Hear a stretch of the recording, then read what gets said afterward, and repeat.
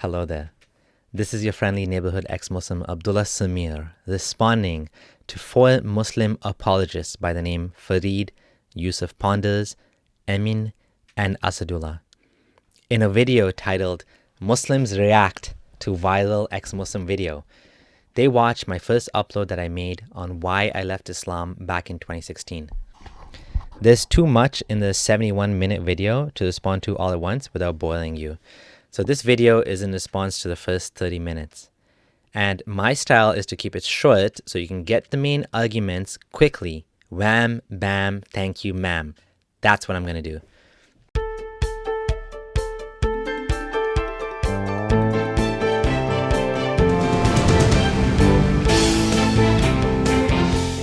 Firstly, Yusuf acknowledges that I was an actual former Muslim. Can you imagine that even getting that out of them can be difficult? But I appreciate that. He maintains a level of dignity throughout the video. I wish him well. It does come across to me like he wasn't like a fake ex-Muslim. He was practicing. I think he was even friends with, what's his name? Eddie from... the Dean Show, yeah. The Dean Show. So I think he's a genuine ex-Muslim. He's not someone who's pretending to be one or anything. At least he isn't pulling the Ali Dawa fake ex-Muslim card on me. Thanks, I appreciate that. They then discussed the arguments I made about Islam copying stories from Jewish myths. Even though I still think this is true, I don't write or discuss about this point much because I feel there are stronger arguments that can be made. Not much to be said here. Now, before we get into the real issues, let me tell you what to expect. In one phrase, you are about to witness mental gymnastics times 4. Farid says, notice none of us four has any problems with any of this stuff, meaning my issues that I had. I want to point out one last thing. It seems like no one here is bothered by this. No. And the reason why no one is bothered by the whole Yajuj and Majuj thing is because we have our foundations built and we believe in Islam due to the proofs for Islam. So let's begin with this, because this will help you understand the difference between my perspective and theirs. This is really important. Listen carefully. When anyone comes to you with a truth claim, whether it's a modern prophet such as Joseph Smith of the Book of Mormon, or when evaluating the Bible, Quran, Bhagavad Gita, or any other book that claims to be true, you need to do it without bias to the maximum extent humanly possible. If you are a presuppositionalist, that means you will look for any reason to believe no matter how ridiculous the situation is. At times, they start sounding like conspiracy theorists in this video. They say things like, maybe there's people living below the earth or in another dimension. There's also the possibility of the dome being the entrance to say, and this is more far-fetched, but another dimension. And just to kind of briefly go over that. Like you can Iron watch, Fist. Yeah, or Carl Sagan did a video on the fourth dimension and how there could be other directions that we can't point to. Allahu Alam, but it's just we don't know. Another random. Yeah. Yeah, no, it is. It's very far-fetched, but it's still up in the realm of. It's possible. I mean, it's possible. People need to learn what's possible, necessary, and impossible to understand these things. Look at it as a skeptic, given a piece of information that you need to evaluate. We don't know if it's true or false, and so we make a fair consideration. I always go back to Occam's razor. If there's two possibilities, which one's more likely? Which one's supported by the evidence? Which one is more parsimonious with reality? As Tim Urban so beautifully said, the less plausible your dogma is, the less it meshes with reality, the larger your alternative reality will have to be. Sure, you can come up with obscure ways to make anything make sense. Heck, that's what flat earthers do. They come up with conspiracies in order to make the reality work because their conclusions don't jive with reality. So to make them fit, they have to twist reality.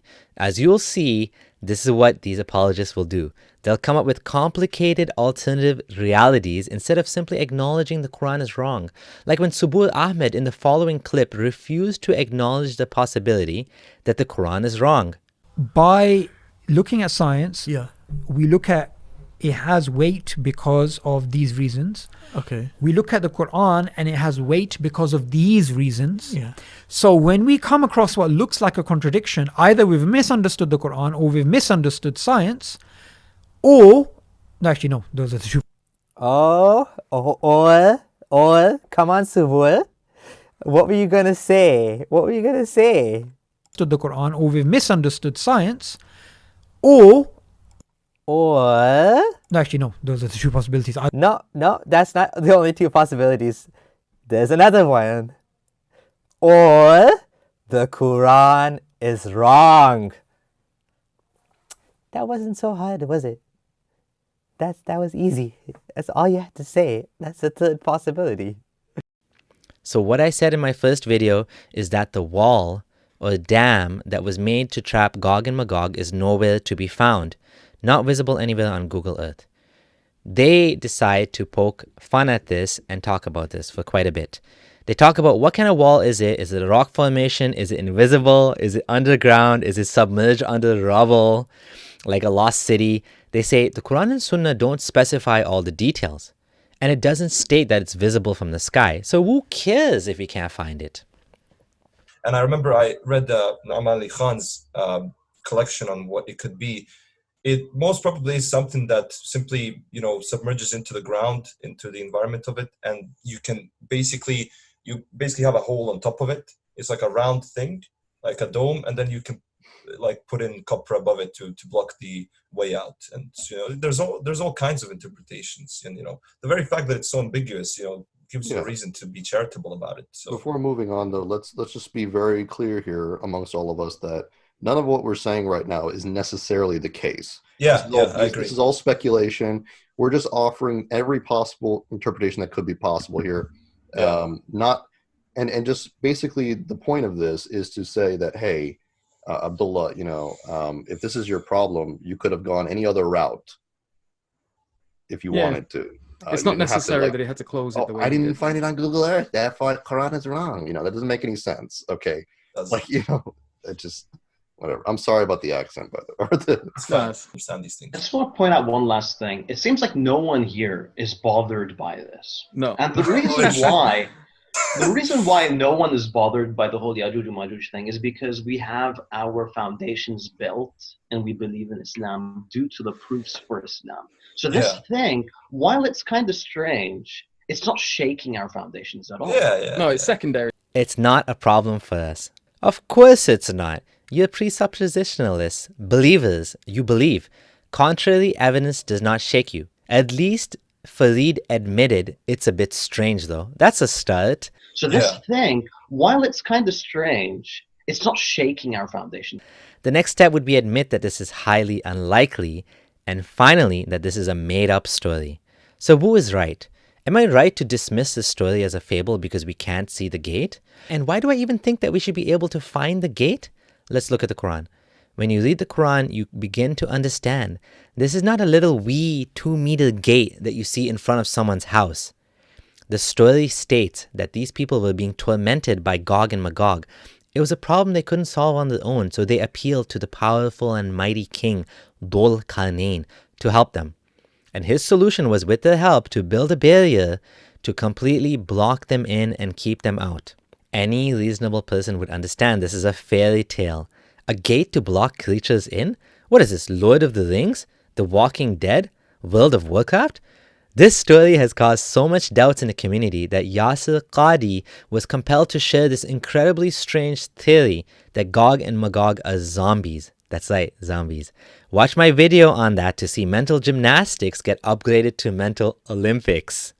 In order to try to resolve some of the issues in the story that conflict with reason and evidence, Farid says that the concept of Ya'juj and Ma'juj digging every day and trying to get out is a weak hadith in Ibn Majah.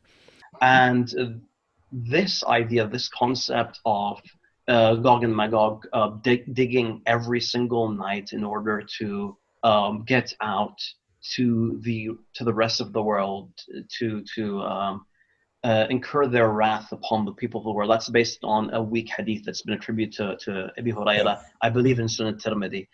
The hadith states, Gog and Magog people dig every day until when they can almost see the rays of the sun, the one in charge of them says, go back and we will dig it tomorrow. Then Allah puts it back stronger than it was before. This will continue until when the time has come and Allah wants to send them against the people. They will dig until they can almost see the rays of the sun.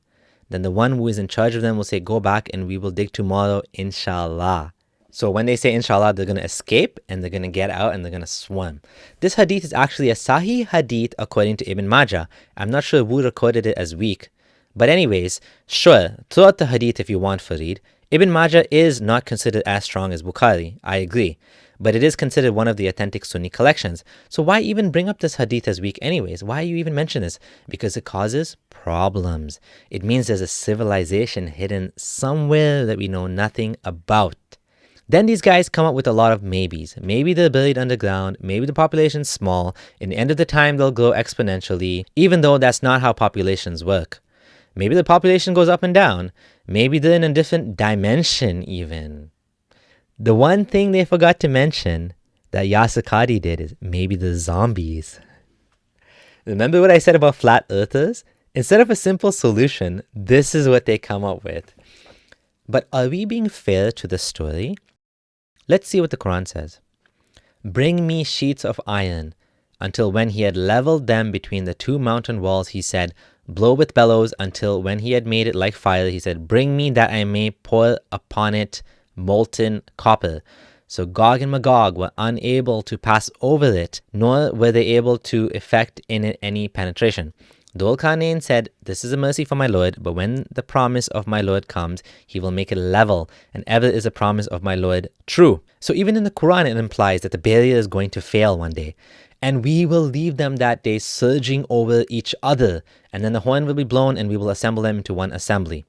So even without that supposed weak hadith in Ibn Majah, the Quran itself asserts that Gog and Magog will come in swarms, surging over one another once the barriers open and Allah wills. And then there's countless other hadith about the large numbers and the destruction they're going to wreak on the earth. There is a bigger problem with the Dhul Qarnayn story than just the gate, and I didn't even get to it yet. Here is a problem. This is what you call a proof by contradiction. Premise number 1. According to the Quran, Dhul Qarnayn is a righteous believer, almost a prophet of Allah even, praised mightily as God's servant. Premise number 2. We know Dhul Qarnayn is Alexander the Great.